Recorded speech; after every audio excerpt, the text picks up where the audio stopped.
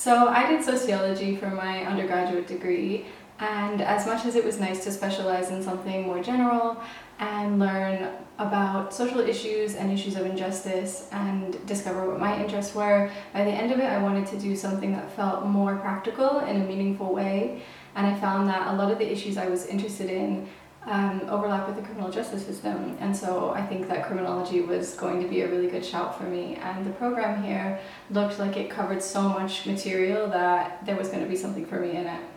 So I've done an undergraduate degree in criminology and criminal justice at the University of Kent, and as part of that degree I'd done a year in industries after my second year, and I worked for a mental health think tank. They're based in London, and I was on their criminal justice team. And my kind of role between that was to do policy research essentially. And I got sent around the country. I was, meeting new people, doing interviews, and I really kind of found my love for research doing that. But I'd only really had experience doing qualitative research. So I wanted to do the criminological research degree to try and gain the quantitative skill set that I would need to kind of equip me with a career in research. Hence I'm here. Well, my interest in criminology and criminal justice kindled from my experience as a volunteering police officer and a bilingual interpreter. Through experience of working with vulnerable people involved in criminal justice system, I wanted to better equip myself to help them. I'm from Australia and I work as a prosecutor in Sydney, so I practice as a criminal lawyer, and I decided to study criminology because I wanted to have a better understanding of crime, not just from a legal perspective but also from a social and political perspective, and I thought the multidisciplinary nature of criminology would be good for that. I guess first, I'm the director of performance analytics and research and the senior research scientist for the Seattle Police Department, and I've been here for about 8.5 years now. So I came to the department after getting a master's in criminal justice from Seattle University, and my work is pretty strictly focused on consent decree related stuff. So in the United States, we have a reform process that's court ordered. And I was brought on board to do a lot of that work that really is about kind of evolving and modernizing policing to be more democratic, result in sort of less harm overall, be more efficient. And for a long time, I've been looking for a PhD program that was aligned with those goals that could help me develop as a professional. It was just kind of the right fit at the right time. And although I hadn't anticipated having to do this in the midst of a pandemic, as well as sort of renewed and unprecedented calls in the United States to do something different in policing, but it has been absolutely perfect. The work that I'm doing as I'm kind of forming my research in this first year, and the work that I'm doing in my professional career are exactly aligned with each other. And so it's kind of the best of both worlds. The Seattle Police Department, my employer, gets kind of the best expert guidance and support for the research that I'm doing for our community. I get to learn and grow as a professional. Hopefully I'm benefiting the academic community to a certain extent by helping to grow the science there with a little more sort of on the boots on the ground, academic influence from a professional who's actively engaged in trying to do something better in law enforcement. And so that's kind of my journey to Cambridge. So my background is actually in literature and creative writing, and I was interested in teaching art and creative writing in prisons, so I thought it would be interesting to study a little bit more about criminology and criminal justice, and that kind of started me on the path towards applying for the MPHIL in criminology.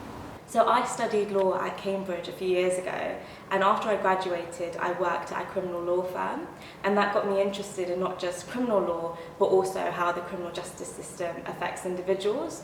So I wanted to pursue this a bit more and research it in academia, so I applied for the MPHIL in criminology. Sure, so I did my undergrad in criminology as well back in Australia at the University of Queensland.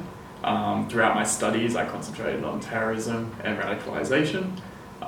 During my time in my undergrad, I did research work that was also involved with experimental criminology, further terrorism studies, and working with police departments to evaluate detective training programs. I was interested in progressing my knowledge of theory a bit more and applied for the MPHIL in criminology at Cambridge. So I actually started off studying humanities rather than social science. My undergraduate degree was in English literature, and about halfway through my degree, as much as I loved it, I realised that it wasn't necessarily what I wanted to do. I knew that I wanted to stay in education, but that I wanted a change of subject, and so I started to look into social science.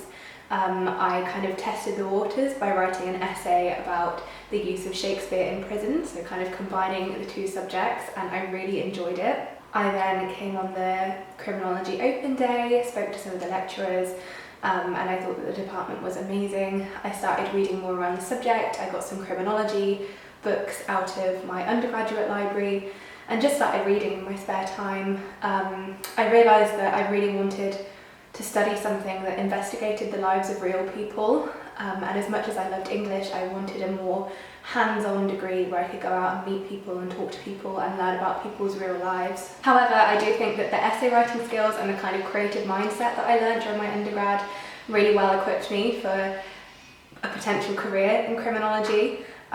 You get people from all different backgrounds studying here, and it's actually really nice because it means there's a really collaborative and dynamic environment that you're learning in.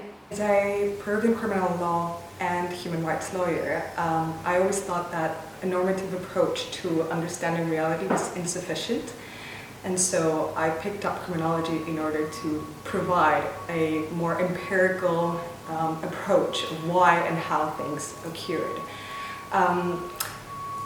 And taking into account my legal background, I thought that that would strengthen and that would complement my already legal formation. And I always knew that Cambridge was going to be the place where I wanted to go to, and especially also the institute. So when I got the news that I was getting in, when I was going to get admitted to Cambridge, I remember the day as if it was yesterday, when I was like literally like dancing in the living room with my dog, being like the best news that I had ever had. So yes, I'm absolutely grateful of being here. It is quite a privilege and a dream come true. I am from Bangladesh, and I wish to chart my progress on how I accelerated towards being successful at the Institute of Criminology at the University of Cambridge. There are a broad range of topics under the heading of criminology. What do we criminalize as criminal and why? How it could change? How do we understand deviance, breaking of rules, breaking of laws and norms? And how do we respond and why? Trying to capture several things in small number of words is extremely difficult. However, my passion heavily leans towards policing, more specifically police training and quality of police officers. So I'm a police officer in the Met Police, and my journey to Cambridge started in 2015 when there was an advert for the Met part funding some Masters of Applied Criminology and Police Management. I got involved then, and I'm now doing a part-time PhD here.